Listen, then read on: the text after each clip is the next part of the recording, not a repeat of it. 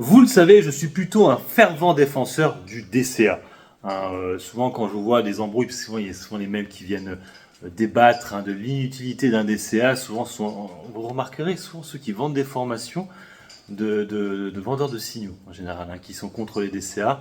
C'est étonnant, c'est étonnant. Bah oui, c'est contre leur business.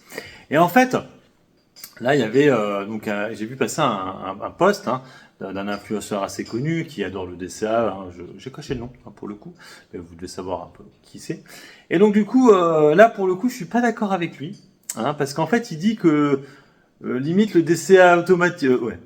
Il y a le DCA automatique et lui il parle d'un DCA manuel. Oui, effectivement, moi c'est plutôt tendance à faire un DCA manuel, et pas automatique. Alors, je vous expliquer pourquoi. Alors lui, il trouve que c'est dangereux le DCA manuel et il faut mieux faire un DCA automatique. Mais pour moi, en fait, ça me paraît un peu étonnant. C'est-à-dire que ça voudrait dire que, parce qu'en fait, il parle de la psychologie. C'est-à-dire que si tu fais un DCA manuel, t'aurais tendance, vu que tu vas regarder les cours, à te dire ah bah finalement ça marche pas, donc je vais sortir et puis voilà. Alors que le DCA automatique, donc tu mets un prix et en fait tous les mois ça achète. Et le problème, c'est que je pense, mettez en commentaire, mais je pense que vous êtes comme beaucoup à regarder de temps en temps vos comptes. Et ça veut dire que si vous t'as mis un DCA depuis 4-5 mois sur, je sais pas, on va prendre au hasard, tiens, Walt Disney par exemple, qui était à 120 $ ou 130 au plus haut, et qui est actuellement à 90-85 $, tu vas commencer un peu à te dire, ouh, c'est chaud là, je suis en moins-value, qu'est-ce que je fais? Même si tu es en automatique, parce que tu regardes de temps en temps tes comptes. Après, bon, je pourrais être encore plus méchant. Prendre par exemple Atos ou Ubisoft, qui était à 25 et qui est actuellement à 16. Voilà, mais c'est pareil. À un moment, tu vas regarder, tu es obligé à un moment de regarder tes comptes, donc ce sera pareil. Parce qu'il faut savoir que le DCA automatique, il n'est pas éternel. C'est-à-dire que tu peux l'arrêter quand tu veux. Corrigez-moi si je dis une bêtise.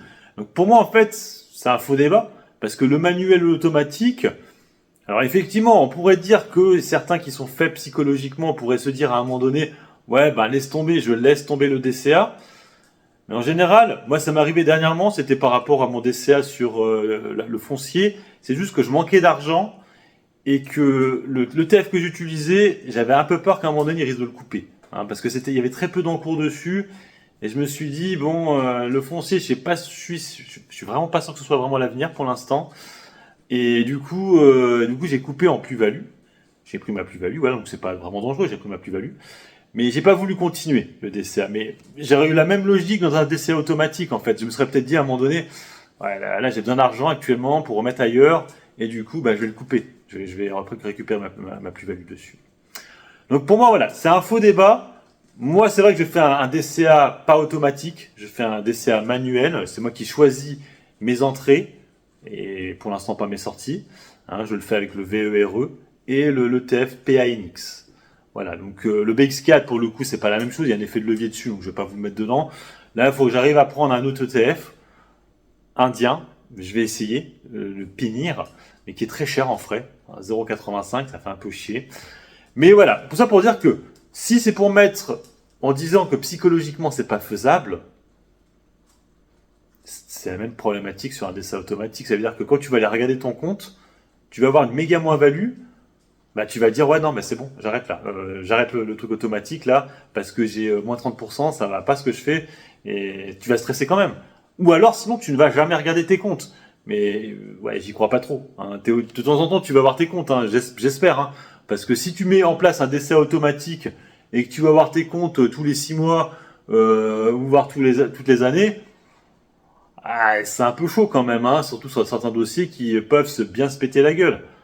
Donc attention, attention. Par exemple, imaginons quelqu'un qui aurait fait un DCA sur Sartorius Tendim, mais qui l'aurait pris commencé à 400 €, ou Téléperformance, qui l'aurait commencé à 350 €. Le mec il va péter les plombs maintenant parce que ça n'arrête pas de chuter. Alors bien sûr son PRU il est plus à 350, il doit être peut-être à 200 maintenant ou 150, j'en sais rien, mais il est toujours en très forte moins-value parce qu'en fait il a augmenté sa somme et c'est toujours en moins-value.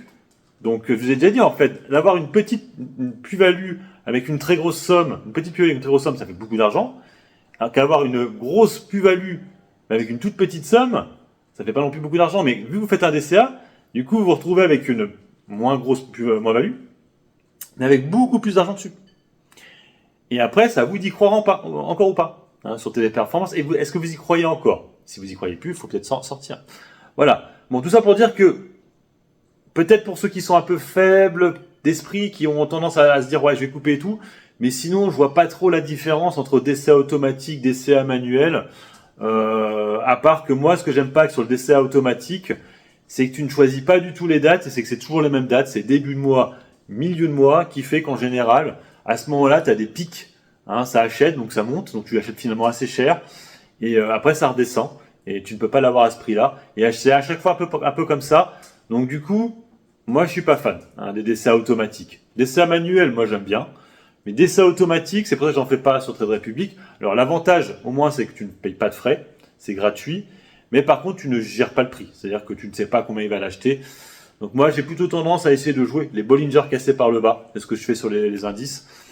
Voilà, après, du coup, malheureusement, ça ne me fait pas acheter tous les mois, hein. Des fois, pendant plusieurs mois, je ne vais pas acheter parce que on est toujours sur les Bollinger hautes et que là, à ce moment-là, bah, à part vendre, il n'y a rien d'autre à faire. Voilà, sur ce, je vous laisse. Mettez en commentaire, hein, si vous êtes plutôt des CA manuels, des CA automatiques ou pas du tout des CA. Hein, vous mettez en commentaire pourquoi. Allez, sur ce, je vous laisse. Bon investissement et puis bon trade. Ciao, ciao.